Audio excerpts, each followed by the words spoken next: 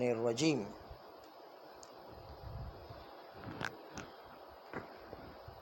بسم اللہ الرحمن الرحیم وبہ نستعین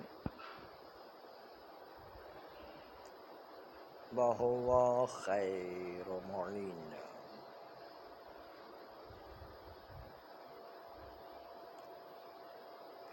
وہ روایتیں کہ جو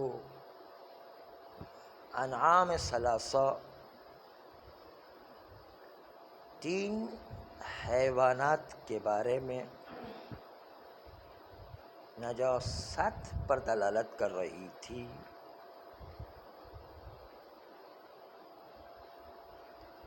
یا وہ مطلق روایات کہ جو مطلقاً بول حیوانات میں نجاست پر دلالت کر رہی تھی،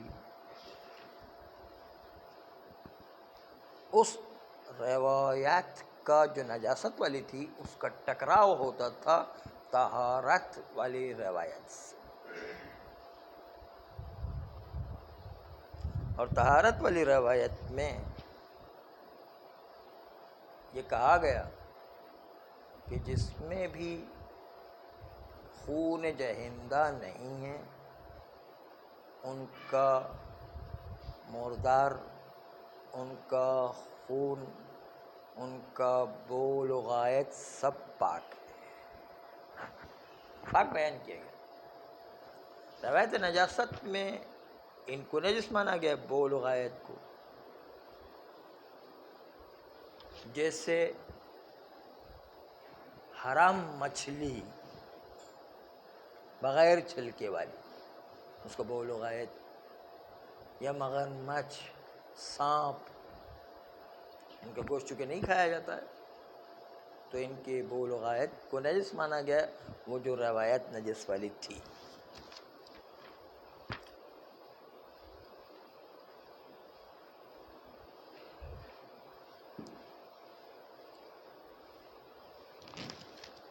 وہ عموم روایات جو مطلقاً غیر معقول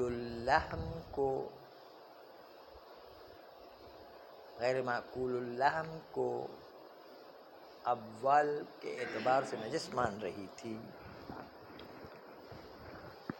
اس کے مقابل میں وہ روایات جیسے موثقہ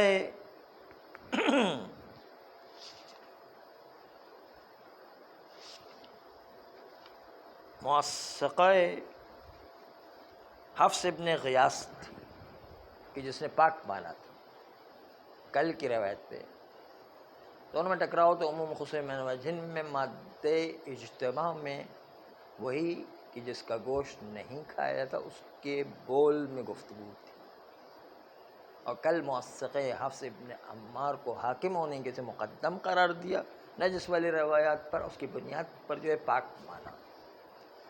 پاک ماننے کے ساتھ ساتھ کہتے اس کے علاوہ بھی ہمارے پاس بہت سارے روایات اور موجود ہیں جس میں غیر معقول اللحم ہونے کے باوجود اگر خون جو ہندہ نہیں رکھتا تو اس کا مردہ پاک ہے، اس کے لیے روایات موجود ہیں، صریح روایت موجود ہے۔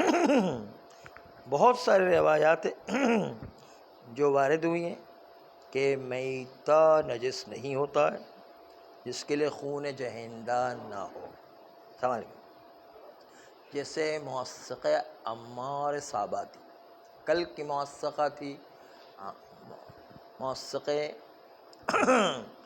موثقہ حفص ابن غیاث، آج موثقہ عمار صاباتی، عن ابی عبداللہ علیہ السلام قال سئل عن الخنفساء والذباب والجراد والنملة وما اشبہ ذلك يموت في البئر والزیت والسمن وشبہ قال۔ امام علیہ السلام سے پوچھا گیا کیڑے، مکھی، ٹڈے، چونٹی اور اس قسم کے چھوٹے چھوٹے جانور جو کنویں میں گر کر مر جایا کرتے ہیں، اور اسی طرح چاشنی میں گر کے مر جایا کرتے ہیں، گھی میں گر کے مر جایا کرتے ہیں۔ تو امام علیہ السلام نے فرمایا، اب امام علیہ السلام کا جملہ ملاحظہ قال کل ما لیس لہ دم فلا باس، ہر وہ خون جہندہ نہ رکھنے والا جانور اس میں کوئی حرج نہیں۔ آپ چونٹی کو، آپ مکھی کو، آپ کیڑے کو، آپ ان چیزوں کو نکال دیں تو باقی چیزیں پاک ہیں۔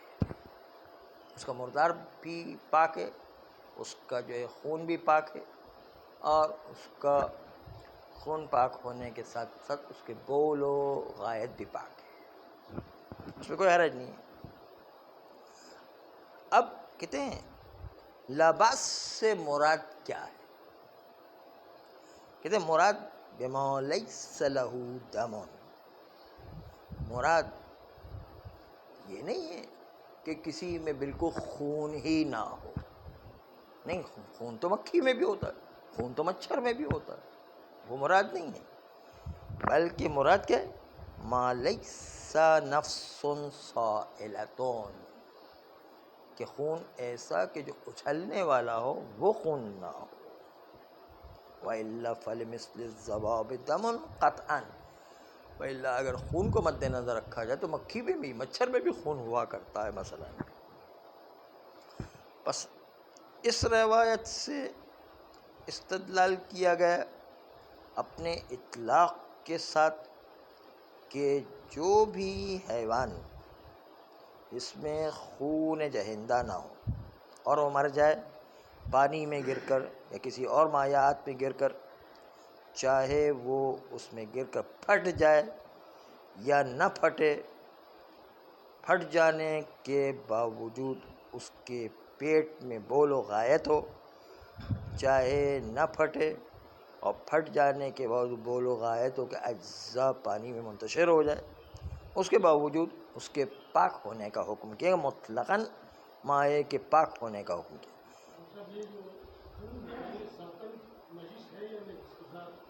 کچھ خون نجس ہے، کچھ خون پاک ہے، دونوں برابر۔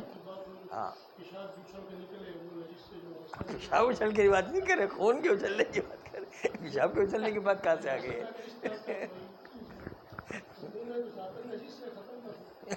پیشاب کے اچھلنے کی بات نہیں کی، خون کے اچھلنے کی بات کی۔ جب ذبح کرے تو خون اچھل کے، یہ دونوں نجاستوں کو ایک دوسرے کے ساتھ قیاس کر کے شبہات پیدا کی، یہ ایسا نہیں ہو سکتا ہے۔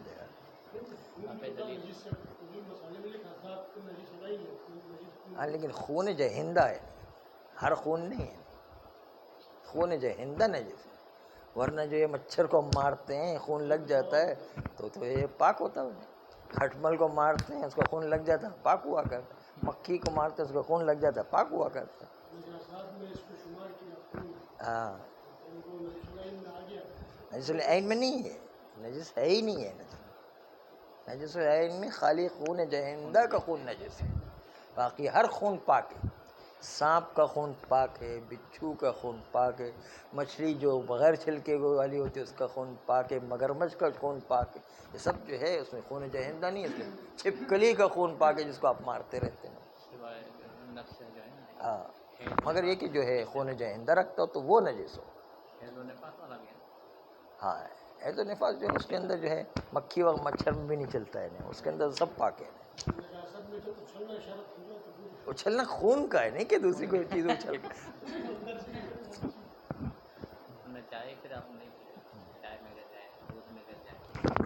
ہاں، کسی میں بھی گر جائے، چائے میں گر جائے مکھی تو آپ نکال کر پھینک دیں، چائے کو پی سکتے شرعاً۔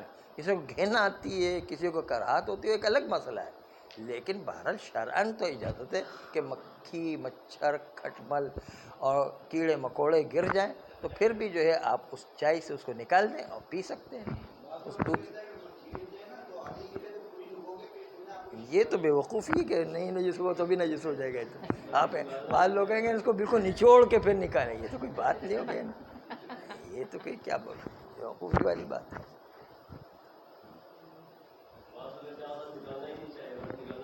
ہاں، تو یہ بھی ایک فکر ہے باہر، تو کوئی بے وقوفی کی دنیا میں کمی تھوڑی ہے۔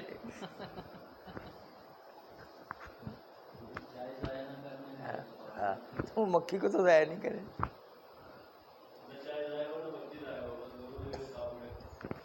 مکھی کو کنارے پر رکھیں گے ورنہ جو ہے وہ مکھی بھی پیٹ میں چلی جائے گی. یہ تھا دوسرا مسئلہ آج کا کہ جس کے اندر جو ہے وہ کل کے گزشتہ کا تتمہ تھا کہ کل حفص ابن غیاث کی روایت سے ہم نے حاکم قرار دیا تھا نجاست والی روایت کے اوپر جس کا خون جہندہ نہیں ہوا کرتا وہ پاک ہے.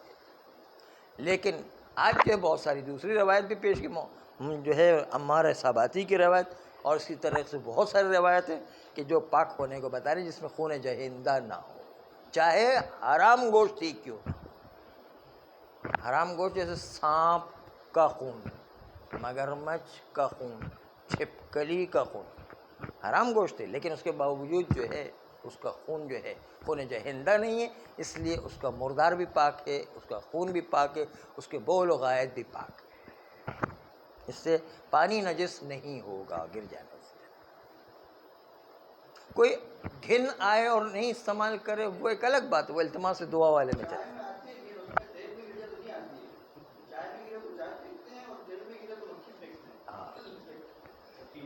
ہاں قیمت کی بات ہے نا. تیل بڑا قیمتی ہوتا ہے, چائے چلو چل جائے گی دوسری بن جائے گی. جی اور تیل زیادہ بھی ہوتا ہے بہت بڑا نقصان ہونے کا خطرہ ہوتا ہے.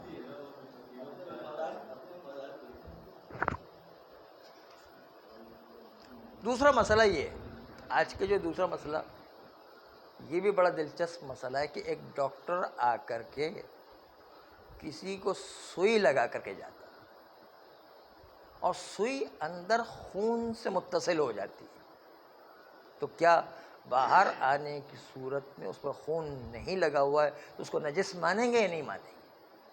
خون اس سوئی کو جس پر ابھی خون کے کوئی ذرات نہیں لگے لیکن اندر خون سے جا کے ٹکرائی ہمیں پتہ ہے. یا اسی طریقے سے جب انیما دیا جاتا ہے, جو حقنہ دیا جاتا ہے, اس وقت بھی آپ دیکھیں کہ وہ پائپ جس میں دوائی ہوتی ہے وہ پیٹ میں ڈالی جاتی ہے تاکہ انسان کے پیٹ کے فضلات جم کے رہ گئے ہیں اس کو ٹکڑے ٹکڑے کرنے کے لیے جو دوائی ڈالی جاتی ہے, تو پائپ اندر جانے کے بعد پتہ ہے کہ غائط کے ساتھ ٹکرا ہے, اس کے باوجود جب باہر آیا تو اس پائپ کے اندر کوئی غائط نہیں لگی ہوئی ہے, بالکل فضلات نہیں لگے ہوئے ہیں. تو کیا وہ پائپ پاک ہے یا نہیں؟ کوئی احتیاط کرے ایک الگ بات ہے لیکن شرعی طور پر قانوناً پاک ہے یا نہیں؟ حالانکہ خون کے ساتھ قطعاً لگ کے آئی ہے سوئی, غائط کے ساتھ قطعاً وہ پائپ لگ کر کے آیا ہے, لیکن اس کے باوجود یا پیشاب کے ساتھ لگ کر کے آیا ہے قطعاً, لیکن اس کے باوجود اس کو پاک مانیں گے نہیں جبکہ باہر آنے کے بعد کوئی ذرات اس کے اوپر نجاست کے نہیں ہے. یہ مسئلہ آج کا ہے. غسل کیوں واجب ہے؟ اس لیے کہ اللہ نے فرمایا ہے.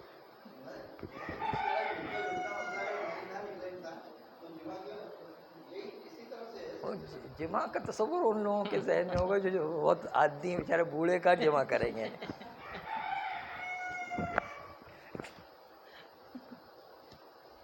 ہر ایک کی اپنے ایک فکر ہوتی ہے. وہ غریب آدمی جس کے پاس روٹی نہیں ہے اس کو کہیں 2 × 2 کتنے بنتے ہیں؟ کہتے 4 روٹیاں بنتی ہیں. ہر ایک کے ذہن میں ایک تصور ہوتا ہے بارہ. اس کے ذہن میں روٹی کی تصور ہے نا. اسی لیے جو کہا بہت اہم بات ہے کہ لا معاد لمن لا معاش لہ, اس کی آخرت ہو ہی نہیں سکتی ہے, بن ہی نہیں سکتی جب تک کہ وہ اپنے معاشی نظام کو صحیح نہ کرے. یہ جو ہے روایت ہے, پہلے اپنے معاشی نظام کو صحیح کرنا تو وہ اپنی آخرت صحیح کر سکتا, ورنہ وہ روٹی کے چکر میں ہر جگہ پھنسا رہے گا, زندگی بھر اسی میں لگا رہے گا. اسی لیے جو ہے دشمنوں کی ایک سازش کا حصہ یہ بھی ہے کہ ہمیں زہد و قناعت کا غلط مفہوم پیش کر کے ہمارے ذہنوں میں غلط فکر بٹھائی گئی. زہد و قناعت کا مفہوم کہ زہد بہت اچھی چیز ہے، قناعت بہت ہے. اسلام کی جو زہد و قناعت والی چیز ہے وہ تو واقعاً بہت اچھی چیز ہے، لیکن یہ دوسروں میں جو فکر ہم پر امپوز کی ہوئی اور غلط انٹرپریٹ کر کے غلط جو ہے ترجمہ کر کے ہمیں بتایا گیا ہے، اس کی وجہ سے پورا معاشرتی نظام خراب ہو جاتا ہے. وہ یہی ہے کہ بھائی انسان کے پاس پیسہ نہیں ہونا چاہیے، انسان کو جو ہے دولت مند نہیں ہونا چاہیے. دولت کی نفرت جو ہے ہمارے ذہنوں میں بٹھائی گئی، اور کہا کہ انسان جب اپنے کسی قصور کی وجہ سے پیسے والا نہیں بن سکا تو وہ دین کے اوپر پہلو لے کر آتا ہے کہ یہ پیسہ نہ ہونا تو اچھی چیز ہے، وہ لے کر آتا ہے مذہبی پہلو ہے. نہیں، ایک فکر بٹھائے گی باقاعدہ کہ بھائی اس کے نتیجے میں انسان کیا ہے، انسان خود بخود نکما بنتا چلا جائے گا، کیونکہ بھائی پیسے کی تو لالچ ہے ہی نہیں ہے. جی ہاں ہاں ہاں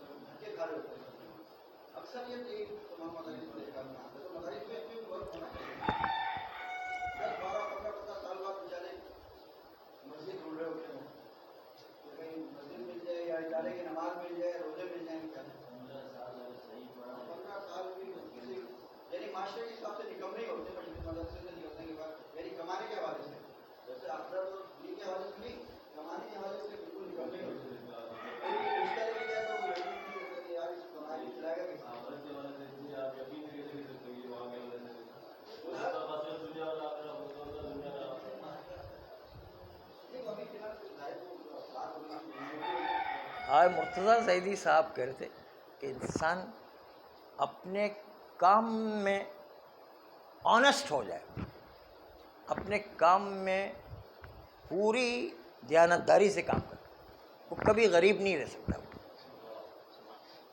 وہ ہمیشہ امیر ہو گئے، کیونکہ ہر کام اس کا ایکوریٹ ہے. کوئی بھی کام لے لیں اور کوئی بھی ایکوریسی نہیں ہوگی اور جو کام میں اپنی آنیسٹی نہیں دکھائے گا تو خود بخود پیچھے رہ جائے گا. نہیں، ہر آدمی کا اپنا انڈیویجول کام ہے یہ سب.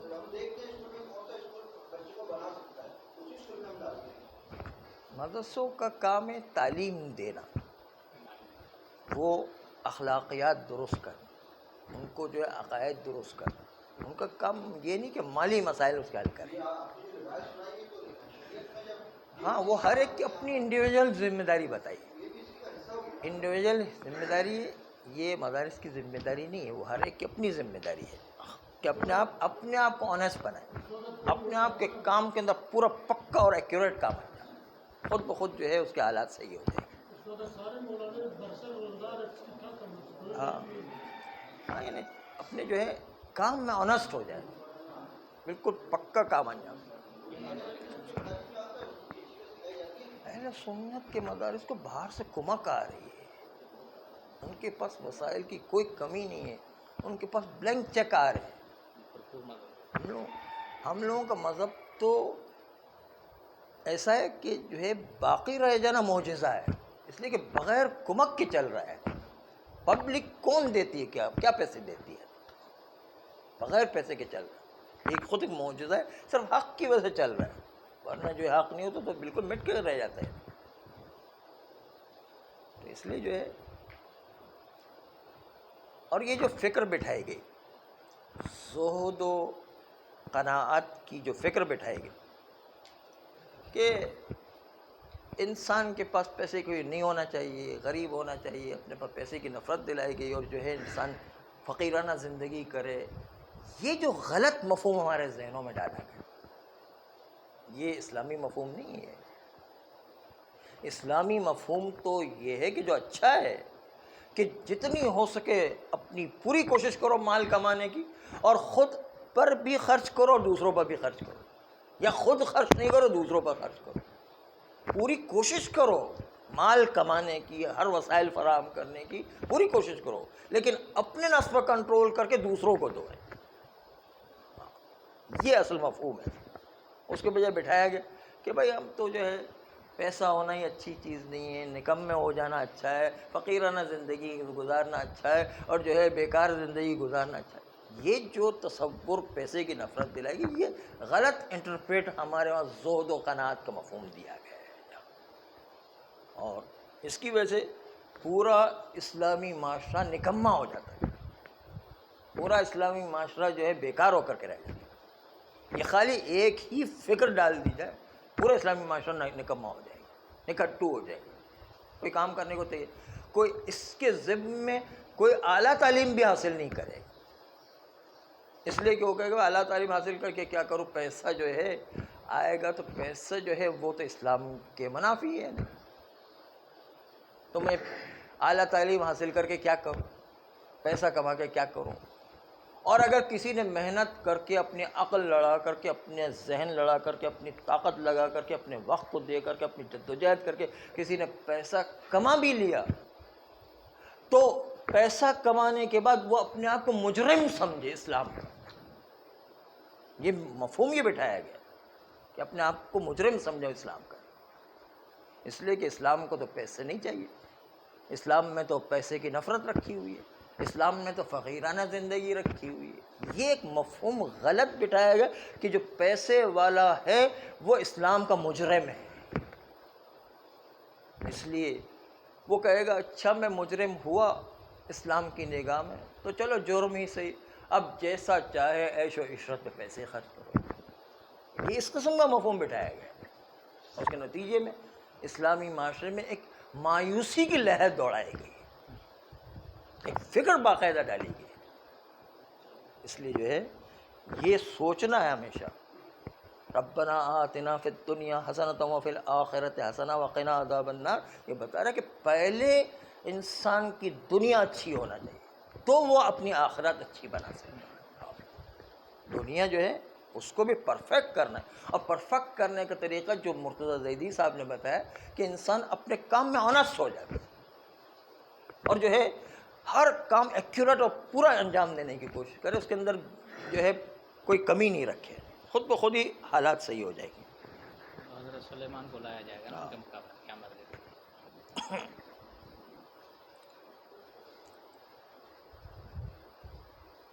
تو عرض کر رہے تھے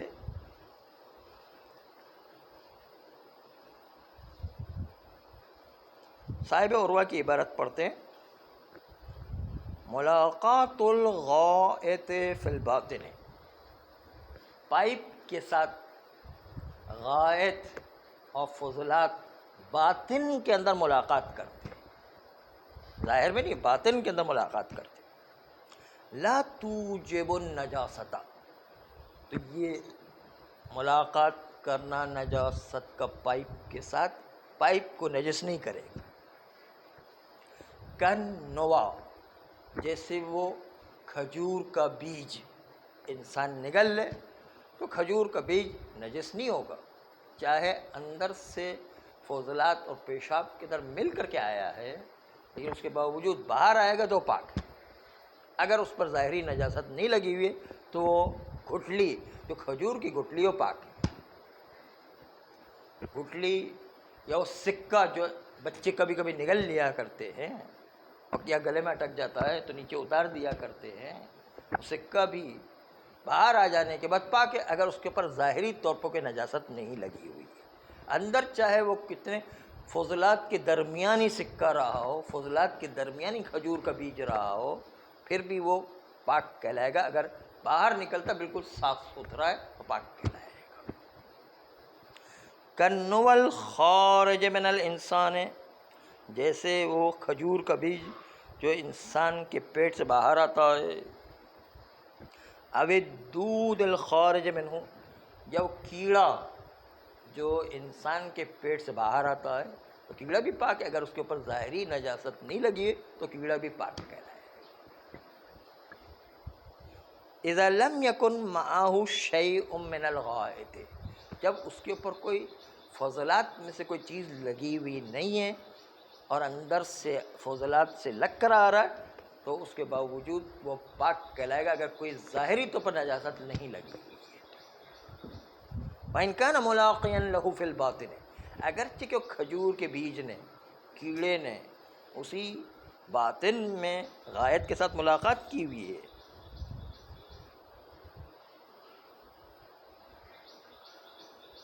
نعم، یہ تھوڑا سا مسئلہ اختلافی ہے، لیکن اب پڑھ لیتے پھر اس کے بعد اس پر بحث کرتے.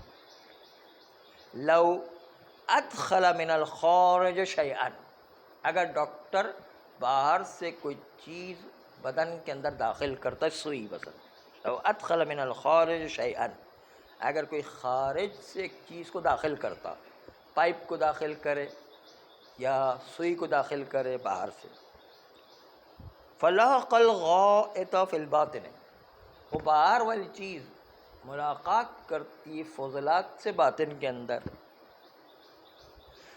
کشیشۃ الاحتقان، جیسے حقنہ کرنے والا پائپ یا کوئی شیشے کی چیز جو اندر داخل کی جاتی فضلات سے لگتی ہے.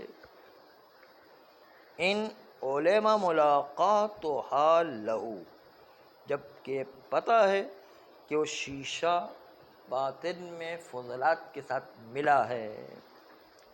فالاحبط الاجتناب، تو احتیاط واجب صاحب عروہ کے نزدیک تو اجتناب ہے، لیکن آج کل کے سارے مہاراجا کہتے ہیں وہ بھی پاک ہے. آج کل جو ہے سوئی کو بھی پاک مانتے ہیں، حقنے کے پائپ کو بھی پاک مانتے ہیں اگر جو ہے ظاہری نجاست نہیں لگی. لیکن صاحب عروہ کا احتیاط یہ کہ اجتناب کرے اس پائپ سے، اس سوئی سے. اما اذا شک فی ملاقاتہ، اما وہ سوئی جو انجیکشن کے طور پر لگائی جاتی، شک ہو رہا ہے کہ خون سے ملاقات کی ہے یا نہیں، یا وہ پائپ جو اندر ڈالا گیا پتہ نہیں غائط سے ملاقات ہوئی یا نہیں، فلا یحکم علیہ بالنجاست، اس کے اوپر شک کی صورت میں تو نجاست کا حکم لگایا ہی نہیں جا سکتا.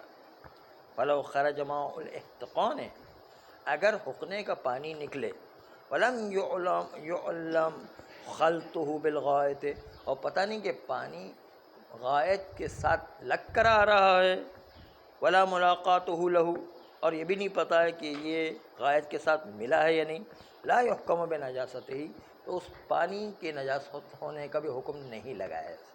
سارا مسئلہ کیا، سوئی جب خون کے ساتھ یقیناً لگ کے آئی، پائپ جو یقیناً غائط کے ساتھ حقنے میں لگ کر آئے، تو اس وقت اس کو نجس مانے یا نجس نہیں مانے. آج کل کے مراجع فقہاء کرام سب پاک مانتے، لیکن صاحب عروہ نے کہا احتیاطاً اجتناب کرے.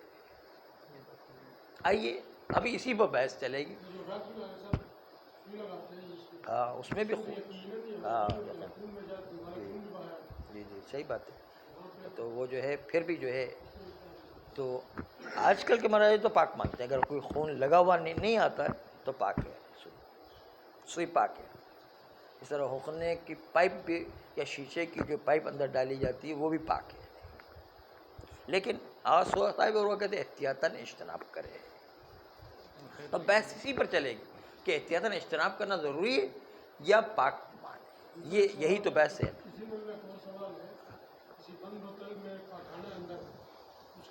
کس کے اندر؟ بوتل نہیں چلے گی، انسان کا پیٹ ہے، بوتل اور پیٹ میں فرق ہے. بوتل میں تو نجاست کا سوئی لگائیں گے تو سوئی نکلے گی نجس. بوتل کے اندر آپ سوئی لگا کے نکالیں گے تو نجس ہی ہو گئے، کیونکہ وہ تو پیشاب ہے.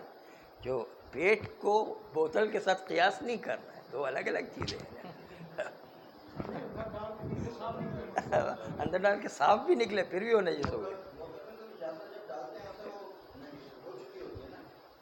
اب پتہ نہیں اس میں جو ہے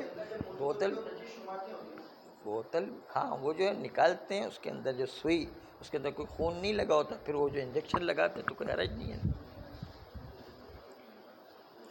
آئیے اس مسئلے میں ذرا سی گفتگو ہو جائے. فرماتے ہیں کہ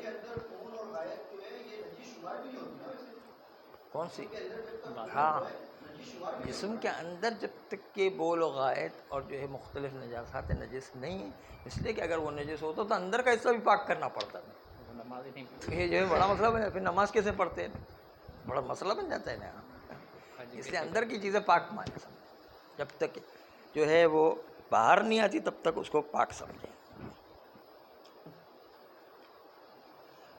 آغا خوئی اس مسئلے میں صاحب عروہ پر اعتراض کرتے ہوئے کہتے ہیں کہ آپ نے احتیاطاً اجتناب کا حکم دیا، آپ کا یہ فتویٰ، آپ کا یہ احتیاط خود آپ کے ذیل کرام سے ٹکرا رہا ہے۔ ذیل میں آپ نے پاک کا اور ابھی جو احتیاط کرنے کی بات کر رہے ہیں، اس لیے دونوں جو ہے کلام میں ٹکراؤ۔ پہلے تو مطلب یہ ہے کہ آپ کے خود کے کلام میں ٹکراؤ۔ اجتناب والی بات جو ہے وہ ذیل کرام میں جو پاک کرنے کا حکم دیا ہے، پاک ہونے کا حکم دیا ہے، اس کے اندر دونوں میں وہ ٹکراؤ ہو رہا ہے۔ اس لیے کہ کوئی چیز ہم غایت و خون کے ساتھ ٹکرا رہی ہے اندر کی طرف، اس پر نجاست کا حکم نہیں لگائیں گے۔ اس میں کوئی فرق نہیں پڑتا ہے کہ وہ کھجور کے بیج کی طرح یا سکے کی طرح اس طرح ہو، یا پیٹ میں کسی اور طریقے سے چیز ڈالی جائے، جیسے پائپ ڈالا جائے حقنے میں، یا شیشہ ڈالا جائے وہ کسی سوراخ کر کے، تو دونوں میں کیا فرق ہے؟ دونوں جو ہے غایت سے جا کے ٹکرا رہے ہیں۔ تو باطن میں کسی طریقے سے بھی نجاست سے ٹکرائے تو اس کے باوجود جو ہے وہ نجس نہیں مانا جائے گا۔ ہاں، جو کیڑا باہر آتا ہے انسان کے پیٹ سے، یہ باقی حیوانات کی طرح ہے۔ یا تو اس کیڑے کو آپ کہیں کہ اصلاً وہ نجس ہی نہیں ہوتا ہے، نجس نہیں ہوتا ہے نہیں، یا یہ کہیں کہ یہ نجس ہوتا ہے لیکن جیسے ہی عین نجاست اس کے اوپر سے زائل ہو جائے گی، خود بخود وہ کیڑا پاک ہو جائے گا۔